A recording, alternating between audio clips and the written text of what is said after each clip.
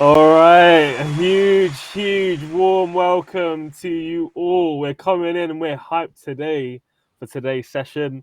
This is week 2, day 2, twice the fun, twice the impact, twice the number of workshops per day. And you are sailing through, swimming through amazingly, alhamdulillah. Today, we've got none other than my good friend, the man, the myth, the legend. He cannot be boxed. He cannot be put into a box. He is an entrepreneurial leader with cross-functional experience across various sectors, working both in the UK and the UAE, across so many sectors: local government, policing, oil and gas, not-for-profit. You simply cannot box this man, okay? And even the film industry, okay? So he's also now the founder of Impera Analytics, an incredible achievement to be going from literally every single sector that you can think of, and now going into becoming the chief executive of his own company. Very different skill sets that what we talk about when it comes to being a founder versus being a chief exec, and this person has it all, right? I'm just going to say that, not throw dust too much into on your face, my dear brother. And just before we hand it over to Pye, I do want to remind you all about learning fast, and in particular active. Okay, so we spoke about forget what you think you knew about this particular topic. The topic is impact 101, as you've seen on Telegram.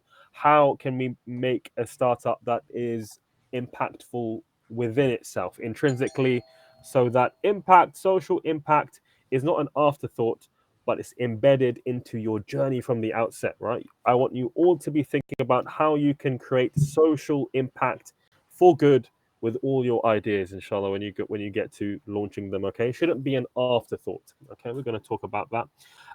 And the other thing, active, make sure you're engaged, okay? Active in your state as well. Make sure you're hydrated. Make sure that you're comfortably sat. Making sure, of course, that we're taking notes and asking questions when need be as well, okay? Last but not least, everything that you say, everything that you hear, everything that you take note of, you're going to be translating into your mind as action, and also you're going to be teaching that stuff to somebody later on. It could be a family member, it could be a friend, it could be anyone as well. So Burhan, no worries at all about the recordings. I'm going to be putting them all together on Telegram for you all. And yes, as PA mentioned, please put into the chat your age, where you're from, into the chat. That'd be great for PA to know. And remember, this is the link for the Telegram channel, t.me/the 1%School. Without further ado, can we give some fire emojis before I hand it over to my man?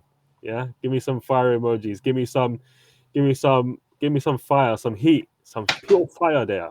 Fire, come on. Hear it. And thank you so very much. Yeah, Aaron, Afia, thank you. Orfan, thank you. So from the UAE, just make sure everyone's comfy. 13 from Derby, nice. Nice. East London, and over to you. And I'm going to be manning the chats while you present and talk. So over to you. Thank you, Professor Malik. Really appreciate it. One question for you, Professor. Are you available for full-time hype man work? Sideman. Sideman slash hype man. Definitely. Side gig. Yeah, definitely. Your sidekick. Think about that. I really appreciate it. It's good to see you.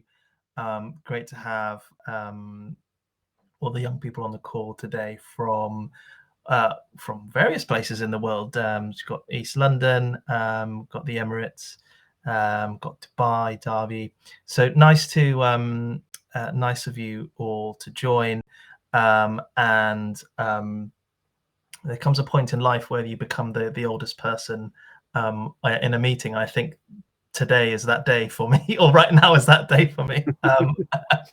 But look, it's really good to have you all on the call today. I'm going to quickly share my screen and tell you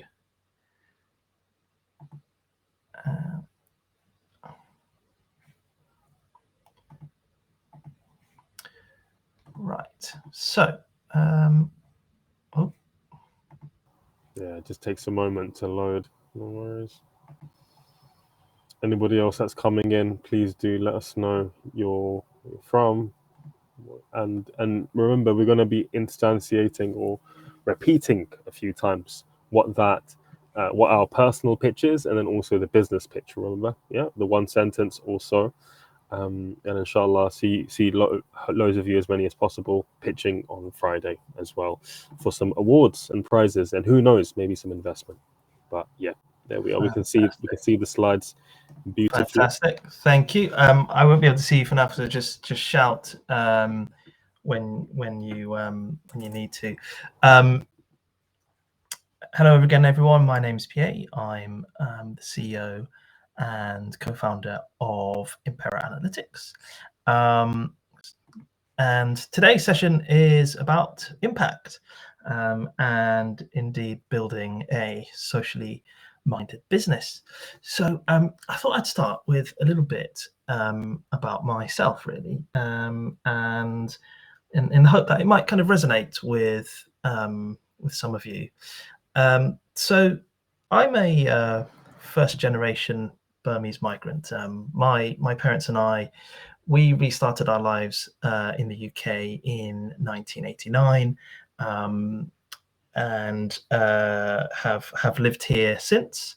I went to a lot of schools during my childhood. And in fact, I think I counted about 5 different schools by the time I was in high school. And obviously I've been attending 1%School, so that goes up to 6 if you count the past week or two. And we moved around a lot as a family. My dad was after various jobs and moved up and down England quite a bit. I mean, after school, I went to university, and my career since then has mostly been in public service delivery or sort of consulting in the public space.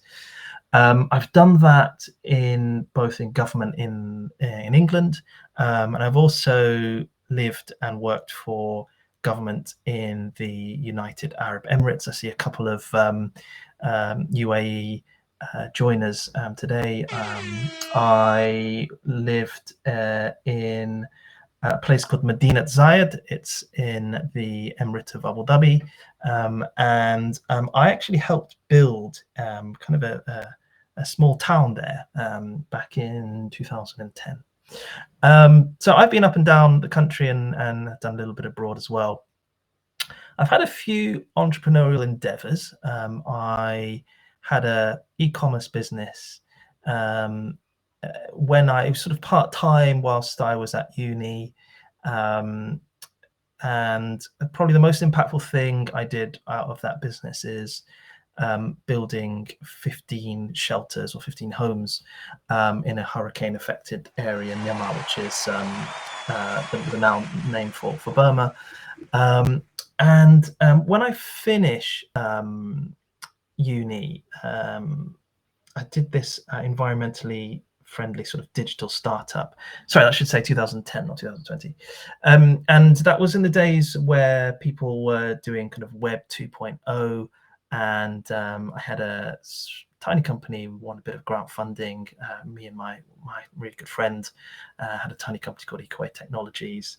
And then the economy at the time was basically during the last financial recession, and I then decided to get into consulting, management consulting, and I then spanned a kind of 12-year career in public service, either as an officer or in consulting. And one of the great things about being in public service or working in public services is that you really get a chance to make huge impact in the lives of people in communities and society. So some of the things I'm super proud of is I helped put automatic number plate recognition software into police cars. Previously, I think it was mostly in CCTV cameras. I worked on Crime Mapper, which is an app which is like England's first open data crime app. and it's used quite a lot. It's still available online, and quite a lot of people, every time I tell them about this, people often say that they've used the app to decide where they're going to live, or if they're going to go and buy a house, they go and check like the local crime data around that. So I worked on that. When I was in public services directly as a consultant, I was the head of data analytics in an East London borough, Barking Dagenham. I see some East London contingent here today as well. And I did some quite big sort of impactful things there. One which actually influenced national policy was preventing the opening of betting shops on the high street because of the harm they do to people's lives, and particularly vulnerable people's lives, making people more vulnerable, financially vulnerable, and poorer. And I've done a whole bunch of stuff around redesigning public services, helping people, preventing people from becoming homeless, and so forth. And so that was my kind of long career. And then I founded Impera in last year. And Impera is fundamentally a B2G company, so it's a business to government company. And I'll talk a little bit about it going on in the coming slides. But yeah, this is me, my background. Impera is a social purpose data analytics company, and we're backed by a couple of largest organizations: the Global Social Progress Imperative, which is a US-based not-for-profit, and Guy's and St Thomas's Foundation, which is one of the UK's largest, oldest charitable foundations, and they're the owners of Guy's and St Thomas's Hospital. So that's me, a little bit about the business. And if there's one thing that you should take away from that slide, is this quote here. And actually quite often, you see this a lot on when people interview entrepreneurs and very wealthy individuals. You see this quite a lot on sort of YouTube as well, like how did you become a multimillionaire, all of those sorts of things. And lots of folks tend to answer, follow your passion, follow your passion, and it will get there. And I'm not saying it's wrong, but a phrase that I prefer to say is find your natural talents. So if you look at my career, there was quite a lot in there, but there's some things that I think I'm quite good at. Some of that is around social impact, and others is around data, a bit around technology. And so those are my natural talents, and I've basically built a company around my natural talents, rather than kind of giving a generic answer to follow your passion. So for yourselves as aspiring entrepreneurs, do think about an answer to that question. What are your natural talents? Because your passion might be something which is fantastic, but you can't monetize it. You might be, I don't know, interested in ice skating. That might be your passion, but probably very, very few people who are going to monetize their ability to ice skate. So think about what your natural talents are, rather than the kind of cliched answer, which is, follow your passion. Cool. Can I get a thumbs up? Everyone feeling that, yeah? Ikigai. Anybody knows about the framework Ikigai? It's what you're good at, what the world needs, and also what pays you as well. So this is something that goes well in line with that. Well done, guys. Fantastic. Thanks for that. So let's get into it. So what is a socially minded business? And I'm quite a visual learner, so you'll see a whole bunch of imagery in the coming slides. But I've called this a tale of three balances. So if there's anything, if you don't remember much out of this, hopefully you'll remember the three balances. So what's a socially minded business? I'm going to do some myth busting here. So is a socially minded business a charity? Well, not always. So charities are socially driven, but a socially minded business can also be a limited company. It could be a community interest company, or a public company that is very large and listed on the stock market, for example. So it's not always a charity. Is a socially minded business a not for profit? Again, not necessarily. So my one of my founding organizations, the Global Social Progress Imperative, is a not for profit and registered as such in the US.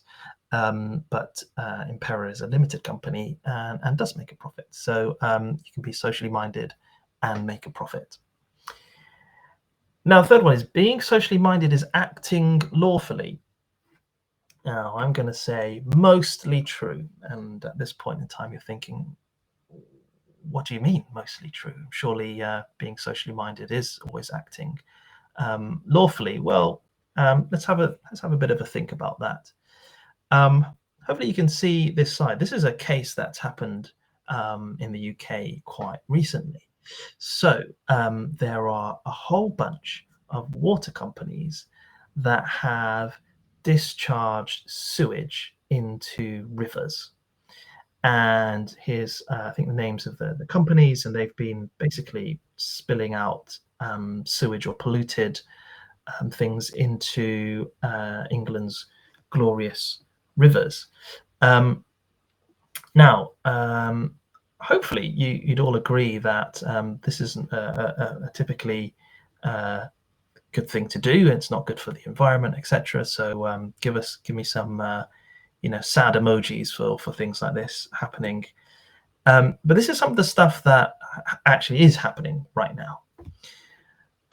If I go to this slide, what you'll find is the government has actually allowed it. So the government says polluters can dump risky sewage into water. So this is a great, love the sound effect there. So this is quite sad, actually. So who makes laws? Well, the government typically makes laws, and they've made it lawful to dump this type of sewage into our rivers. So the first thing that you need to think about, the first balance, I said this is a tale of three balances when you're developing a socially minded business, is the balance between am I allowed to do something versus should I do it? So let's take the water example, the water sewage example. Technically, those companies that are dumping polluted things into rivers, based on what the government says is legal, they're allowed to do it. There's nothing illegal about what they're doing. But should you do that is a completely different question. So one is a question about law, another is really a question about your ethics as a person, as a leader, or as an employee, or somebody running that business. So for me, that is the first balance of running an ethically minded business. Is that the law may allow you to do something. It might be perfectly fine, and you can make money off doing it, or you could even save a whole bunch of money by doing so. But should you do it is a completely different perspective. So I want to kind of leave you guys to have a bit of a think about that. But it's something that you should think about when you're thinking about running a business. So this is my definition. It's not a textbook definition. It's that's certainly necessarily not completely right. But my definition of a socially minded business is a business that makes a positive impact on society whilst using ethical and moral practices without harming or removing harm from people and the environment, and it makes a profit. So that's my definition of a socially minded business. I'm going to come off the screen, the slides, for a moment, and I'd really like you to maybe write into the chat or come off your mic And let me know what you think your definition of a socially minded business is. Have I missed anything? What additional things do you think we could add to that definition? So, And also, what do you think about companies dumping sewage into rivers? our fans asking us to repeat the definition. So the definition that Pye mentioned is a business that makes a positive impact on society whilst using ethical and moral practices without harming or removing harm from the people and the environment, and makes a profit as well. Profit in there as well. If you got that, feel free to take a screenshot if that's better for you. But yeah, please do define. What do you think? What is your personal definition as well in the chats? And feel free, of an ethical business. An ethical business or a social business, right? Yeah. Yeah, those two things go hand in hand for me. Yeah.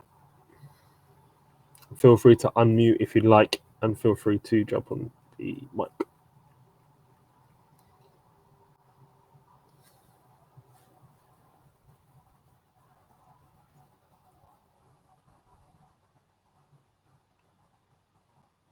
So, Professor Malik, this water sewage problem. What do you reckon? What do you think about that? It's interesting. There's this idea of doing the bare minimum, right, and meeting the requirements, and then there's of ihsan, like going perfection seeking. So you can have something that's just kosher or halal, or you can have something that's tayyib, that's like pure and good, and that's like beyond that. That's from our kind of our spiritual kind of path, and we're talking about this. But then when it comes to business as well, there's just meeting the requirements or going beyond, becoming a B Corp, becoming an something that is really paving the way for people. So I think when it comes to your balance that you mentioned, it's probably tipping towards something that we shouldn't do. But we've got some definitions coming through already, and I would like to think about this thing. Overall good impact, going beyond emotions. Isaac mentions a commitment that organizations make to create more opportunities and equality for countries that don't have a strong economy. Okay, that's interesting. That's nice. Cross-border social impacts, talking about international development. That's an interesting one. Another one, a business that makes sure to be sustainable and limit its negative impact on society and the environment whilst making a profit. Wow, that is a killer definition. Nice. Very good. Very good. Cool. So I'm going to get back into the slides. While I read out the other ones as well. So a business that benefits us and the society. Interesting. Very interesting. I like that. Cool. Us and society. So hold your definitions, and I'm going to try and hold myself accountable. So here's my pitch to you guys on how I think Impera Analytics is a socially minded business. Are my slides back up? And Mohammed, can you just let me know? All good? Yeah. Fab. So tool number one that I want to go through, and this is a really useful resource. You can Google it. It's called the Business Model Canvas, and there are templates. There are plenty of templates online that you can download and use. And this is for use in all sorts of businesses. So don't forget, a business is more than an idea. So you can have an idea, but it doesn't necessarily mean that it's a business. And the reason why I love this business model canvas is it kind of forces you to think about how you run this as a company. So this is a very high level business model canvas for Impera Analytics. And go through each of the 9 boxes. First is, who are your key helpers, your key partners? So for me, as I said, we're a B2G company. We sell mostly to local government. That's also my history and my personal network. We can do a bit with higher education institutes, and also we do work with other businesses who are helping government. So we have a really good partnership network, people who can help us succeed. What's our key activity? What do we do? Well, we basically do lots of things to do with data, data modeling, data analysis. We do some consulting advisory services. We build some platforms, and we educate. And I'll tell you a little bit more about it in a bit. What's our value proposition? Well, how do we help our clients? Well, we focus on outcomes. That's a really important thing. So what is the outcome that we want to achieve?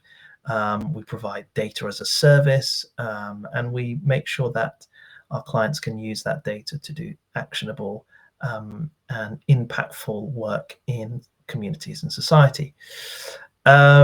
How do we maintain contact with our clients? Well, we do quite a lot on LinkedIn.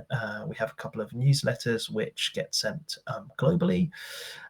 We do quite a few webinars, and you'll see us on various conferences as well. Who do we help? We help government, mostly local government. We also help elected officials. So these are local politicians who want to do good things in their community. And I'll make a point on this, is that we're apolitical, so we're not on any sort of political fence. I think what you'll find, despite how media is often quite portrayed and the government is often portrayed, is that at very, very local levels, particularly in local councils, a lot of politicians are genuinely there for the good, irrespective of their whichever political party they're from. You'll see that doesn't play out too much in local areas, and actually they just want to do good for people, and that's who we're there to help. And then civil society, so we help the not-for-profits with data. We help the sort of charities and social sector. What are our resources?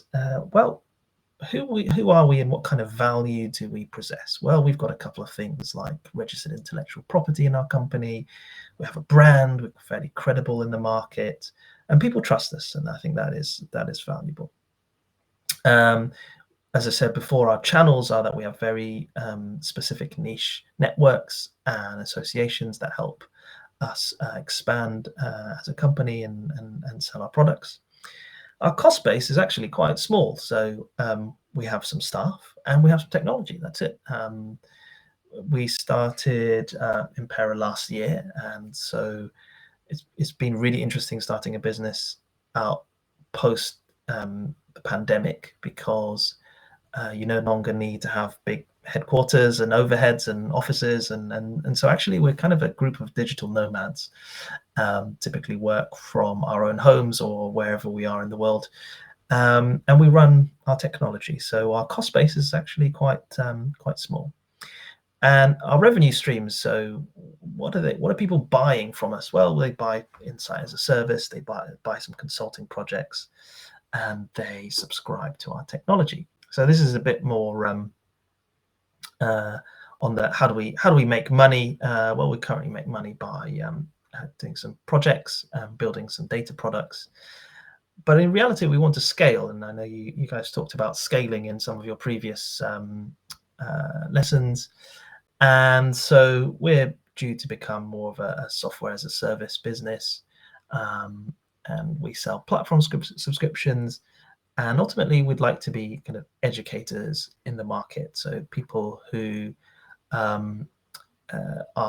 need help with digital and data literacy, and also supporting students in higher education on how to use data, how to use our platform and our technology. So that's how we make money. So back to the point on, are we a socially minded business? Well, there's a couple of ways that we can do this. So we're structured with social outcomes in mind. So this is our board, and boards are really good.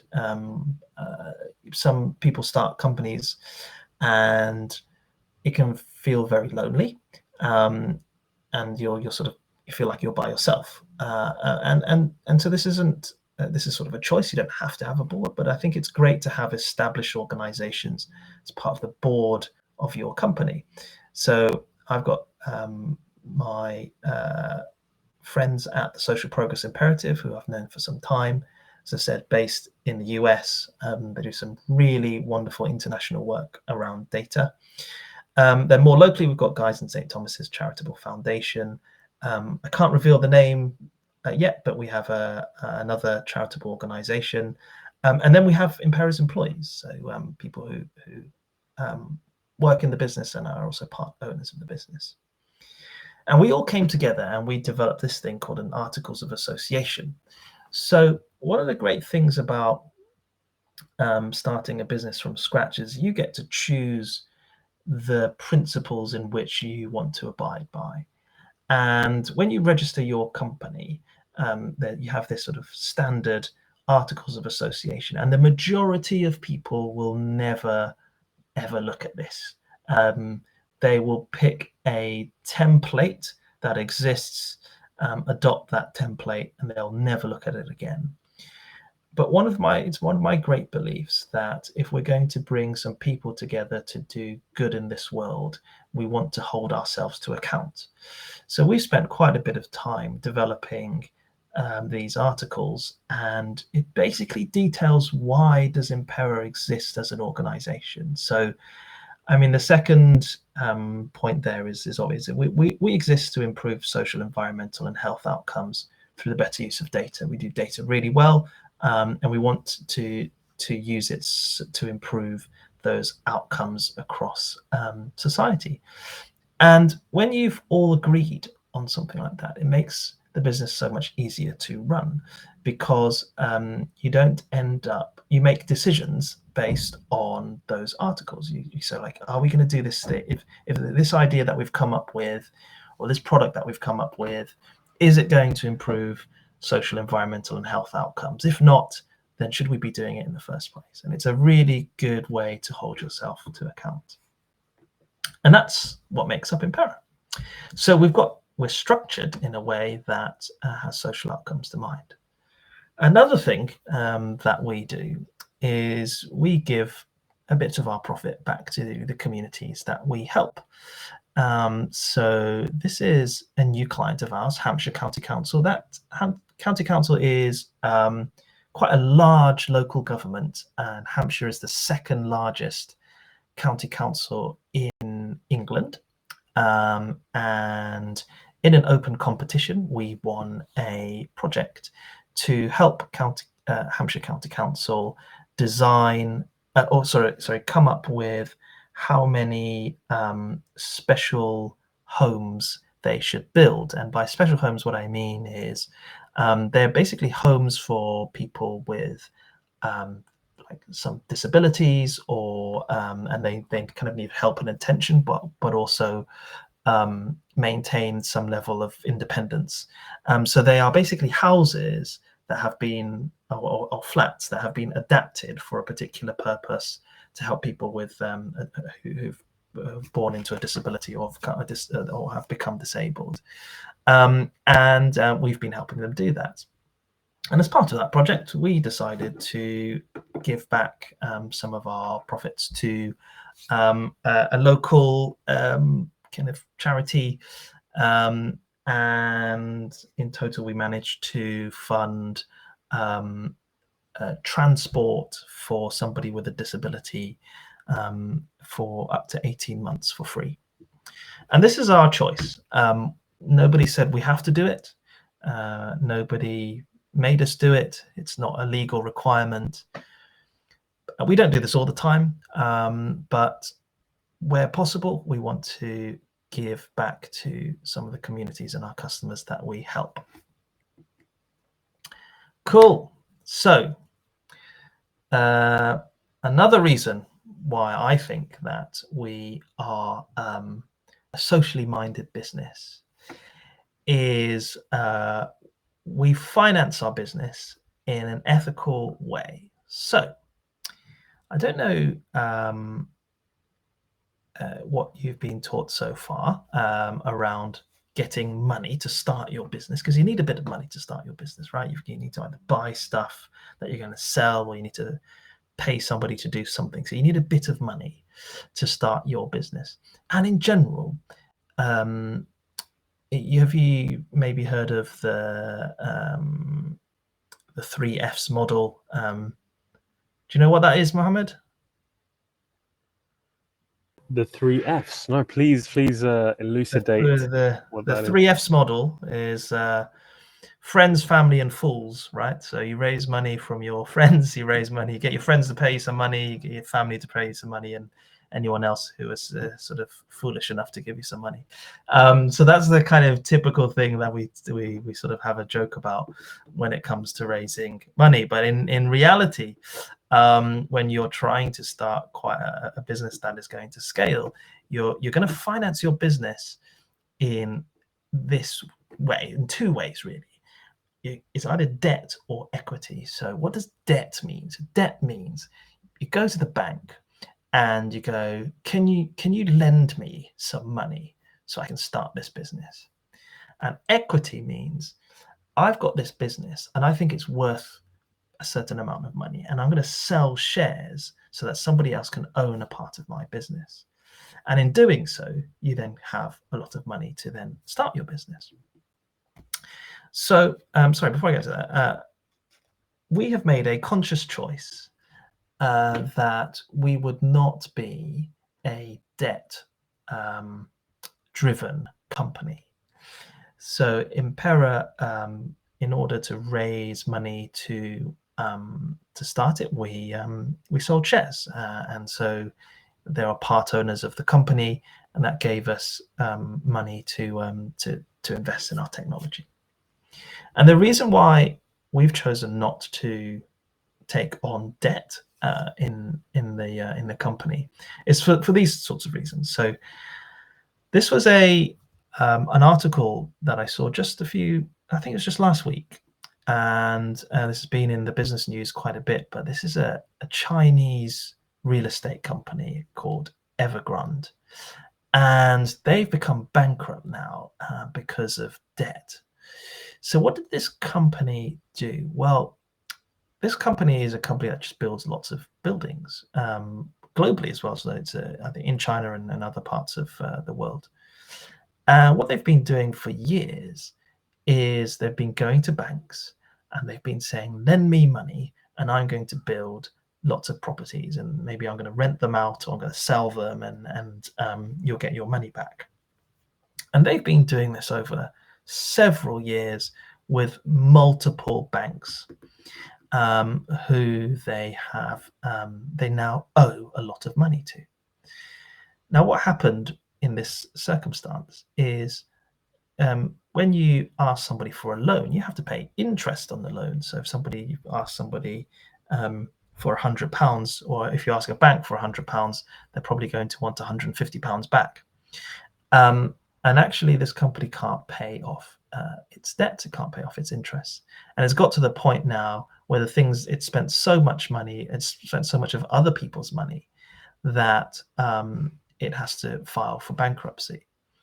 And so for me, this is not a good way to finance your business, because when you in this circumstance, you've affected loads of lives, not just your employees' lives, but the people that may be living in those properties may now have to vacate, and homes are repossessed, all of that. Given the age of everyone on the call, you may not actually remember this. This was an article from 2009, and which some of you, it might be the year that some of you were born. I don't know, but you probably won't remember this. But maybe your parents will if you ask them. So this was the credit crunch, and the credit crunch was a term used that drove the global economic crash in around sort of 2007, 2008, and all these banks started to fail. And what happened there was banks were, up until that point, were giving money out to anyone and everyone, even if they couldn't pay it back. And the theory goes is that they were giving money out to what was called subprime mortgages, which are basically giving money out to businesses or people who were very unlikely to give the money back in the first place. And this happened on a global scale. So all of these banks started to do it, thinking that they could make money from all these new assets. And then one thing begins to topple. And so somebody stops paying their loan back, another person stops paying a loan back. And these things have this massive domino effect. And one bank collapses. That bank owes another bank a lot of money because they also were in debt to them. And then that bank collapses and that bank collapses, and it all just topples over.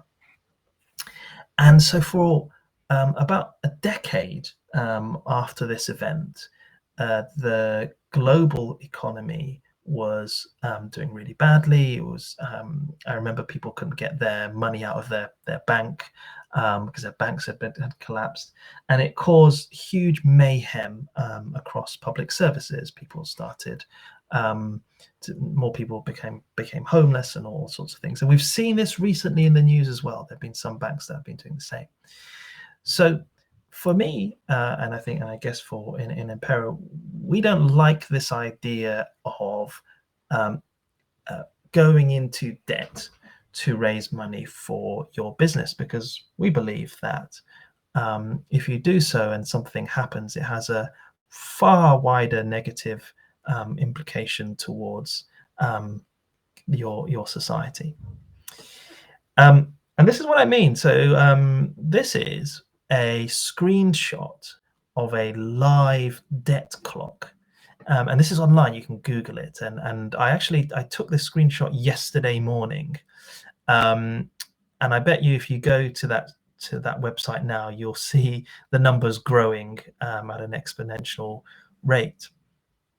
And so countries across the world have been doing this for decades. And the world has normalized this idea that you can be in debt to a central bank and you'll pay that off over time. But people get hurt by this. It's not a good way to be sustainable. Livelihoods are at risk. People's homes can be lost when you can't pay things back. And so businesses have a big role to play in what I believe is setting a different standard in the way that we want to run our world. Okay, so I'm going to stop there for a moment. I'm going to come off, stop sharing, and I would like to get people's thoughts on the first two balances. So the first balance was, am I allowed to do something, and should I do it, versus, and then the second balance was, how do we fund our own businesses? So if let's do it this way. So any thoughts or comments in the chat about any of those things would be good to hear, and what your opinion is.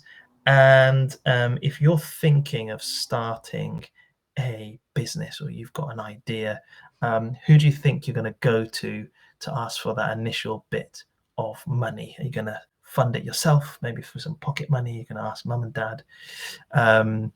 What are you thinking now? I'm going to come off screen and have a chat. So Professor Malik, how did you fund your business? All right, interesting. So we did something called crowdfunding for our what do you call it, little journals. We had the journals for Ramadan, essentially helping you become more productive throughout your Ramadan journey. So essentially what we did was pre-sales and crowdfunding. Crowdfunding. So that's you did pre-sales. So it's kind of like buying off the plan. So you got people to pay you before you got your product out. Exactly. So we just had a Photoshop image of the product, or just one prototype, and then the rest was just crowdfunding. So guys, put into the chat what your thoughts. Who are the people that you would go to for funding? I want to hear that. Where's your funding sources? Are you looking for Friday for people to invest in you? Maybe, but that, we're focused on giving you prizes on Friday.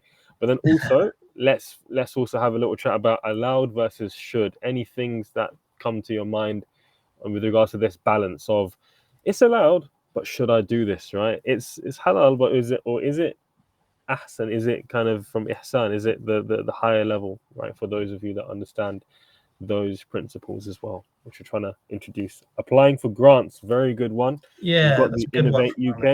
Innovate Yeah, UK, yeah. Prince's Trust in the UK as well. Prince's Trust, the Ideas and Pioneers Fund, Ideas and Pioneers. Yeah, there's just two, absolutely. three that come to mind. Grant funding is fantastic. Why? Because you don't have to pay that money back. It's a grant, and actually it gives you legitimacy. So when you need to raise more money, you can actually show that you've been successful at previous times. So the Burhan Ali, the question was like, if you want to start your business, how are you going to raise your first money?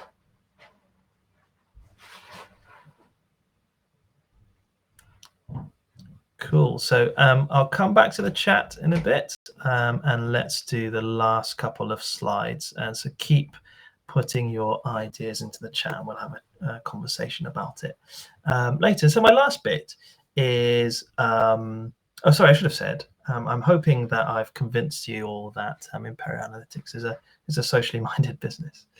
So how are socially minded businesses measured? Well, I'd say in the past decade and a half, there has been some industry standards around socially minded businesses, and this is a thing called the ESG model. It stands for environmental, social, and governance. And these are a set of principles or metrics that companies are using to make judgments on how ESG friendly you are as a company. So these are typically they are applied to small companies like Impera there, but given that this is a fairly newish set of principles, it's mostly been applied to really big companies that are public. And so here's an example. So this is the NASDAQ 2019 ESG reporting guide. The NASDAQ is an organization that is to bring together the index of top technology companies in the world. So in the NASDAQ, you would find Apple, you'd find Microsoft, you'd find Alphabet, who own Google, you'd find Tesla, and you'd find a whole bunch of other kind of tech companies. And so this is how NASDAQ, or some examples of what they are looking for in those companies. So they have these environmental metrics. So people are, is that company producing a lot of carbon emissions? Are they doing some good stuff to protect the environment or to not make anything worse? On the social side, is that company got are treating their employees fairly, with equal rights, equal pay, all that kind of stuff? On the governance side, so like I showed you what my governance looks like, but how strong is the board? Are the board actually independent of the company? Are they making sure they're holding the company to account for things like ethics and anti-corruption, all of those things? So here's some examples of the metrics that the NASDAQ are using to apply to these big companies. Here's something that might be of a surprise to you, though. So hopefully you all know Tesla. Tesla is the battery-powered electric vehicles, and you would probably expect that a company that does electric vehicles is going to score really highly on ESG. And so the S&P Global, which is kind of like another NASDAQ, they gave Tesla an overall score of 37 out of 100. And kind of in quite a bit of controversy, they gave these other two companies, which are tobacco companies a higher score. So Philip Morris International and British American Tobacco, they got higher score than Tesla, and founder and chief executive of Tesla, Elon Musk, has been very vocal about this on social media recently. So these standards are still really evolving, because when you have new players that come into the market with very radical ways of doing things, the industry doesn't quite necessarily know how to score them. So these things tend to be quite independent of the company itself. So these things are still evolving. I don't think that we've necessarily got all of these things right, but they evolve over time. However, these ESG metrics, they are being used increasingly to ascertain value. So how valuable is a company? This was a report that came out just last week from KPMG. They are one of the big 4 accountancy companies in the world. And they've said that 53% of deals, so M&A stands for mergers and acquisitions. So this is one company buying another company. And they said that over half of them have stopped or been cancelled because of ESG due diligence. So when you want to buy one company, and so for example, if a big company like Google want to come along and go, oh, I like this guy Pye, and I like his company, and I think I'm going to buy it, which would be quite nice for me. And they go, well, Google go to KPMG, who's their, let's say they're their accountants, and say, can you go and check out this company called Impera Analytics, and can you do an ESG due diligence? Let me know what you think of them. And KPMG come and have a look at us, and then they go, hey, do you know what, these guys score really highly on ESG. Then Google may proceed with acquiring us. KPMG might go, these really profitable company, fantastic technology, but do you know what, they have some really unethical practices. Google might turn around and say, oh, do you know what, I like the company, but I like the company makes a profit, but I really don't like the way that it treats its staff, or I don't like the way it treats its environment. And they pull the deal. And that's basically what's been happening 53% of the time, according to KPMG's reports. And that's quite shocking. So what that means is that more than half the deals that are being put forward are failing purely on ESG grounds. So it's a reason to take being socially minded and ethically responsible into account. So my third balance is compliance with industry benchmarks, which we know are still evolving and can be changed, or being the leader in setting new standards. So has the industry got everything right? Probably not. And can somebody come along and set a new standard? Absolutely. This has been going out throughout the history of time. People have been setting new standards. So when you're thinking about your business, think about how do you, and your business is really innovative and you're going to do something really awesome that's going to be great for people and planet. You've got to be confident in possibly setting a new standard which other people are not used to seeing. But you've got to be confident enough to play that through. So that's the third balance, that and the third sort of image that I want you to go away and have a think about. So what have we learned in today's session? Well, hopefully you've learned a bit about what's a socially minded business. I'm hoping you're going to vote in favor and say that Impera is a socially minded business. I've talked through some examples of ethical practices, as well as obviously some unethical ones.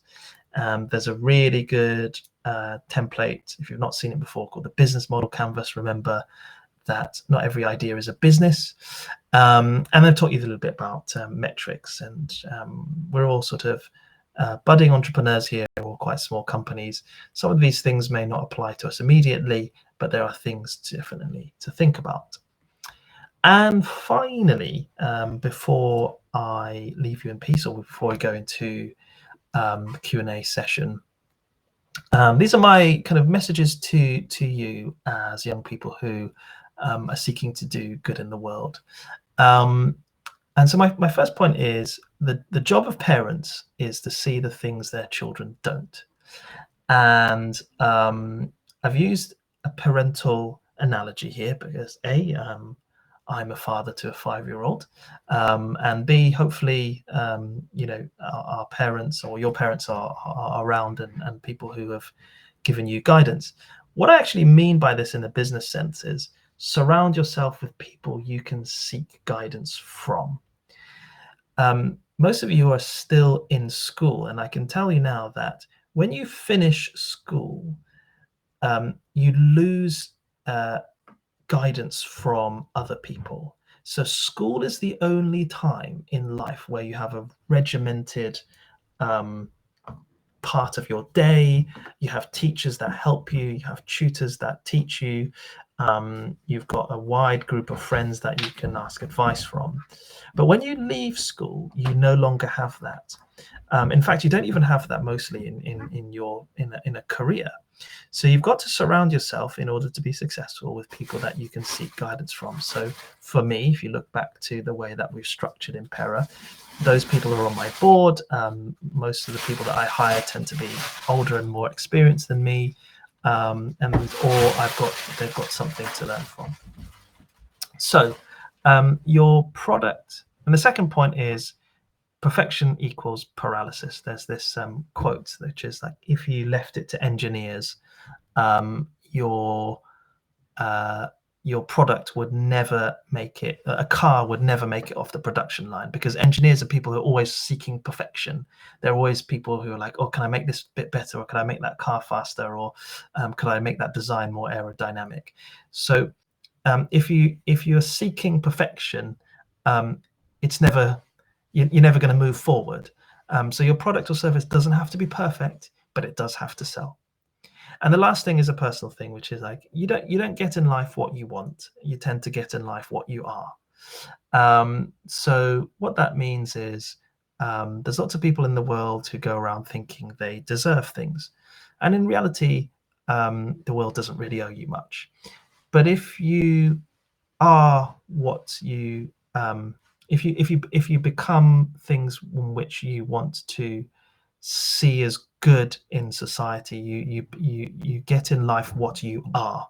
So if you are a good business or a good entrepreneur that cares for people, cares for your employees, cares for your customers, cares for the environment, you will get that care back from the external environment. If you're a person that is always angry, or if you're mistreating your employees, you're mistreating your customers, then you'll get exactly that back.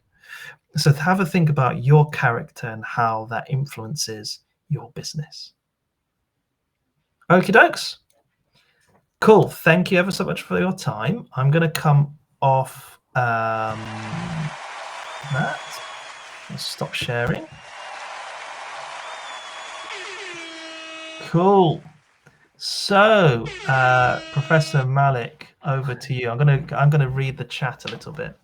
Oh no, thank you so very much, Professor Pye, for that incredible, more than what we expected. I'm sure, in terms of value, insight, personal anecdotes, stories, and wisdom as well that you've shared there. That will hopefully go a long way in shaping the ideas as well as the journeys of our incredibly innovative, creative, and inspiring entrepreneurs over here today. So thank you so very much. I want to open the floor up for any chats if you like. We are at the perfectly timed as well, because it was an hour session. So Isaac mentioned that he's using Vinted to make money. This is incredible. We spoke about this briefly, about the side hustle approach. 9 to 5, you work on whatever it is, school, extracurricular activities, and your 5 to 9 you can then use to build another income stream, and then you can use that over time to then fund your true mission, which is hopefully by the end of this workshop, it's going to be a social impact startup, I hope, right? So brilliant stuff. Any questions? Any thoughts?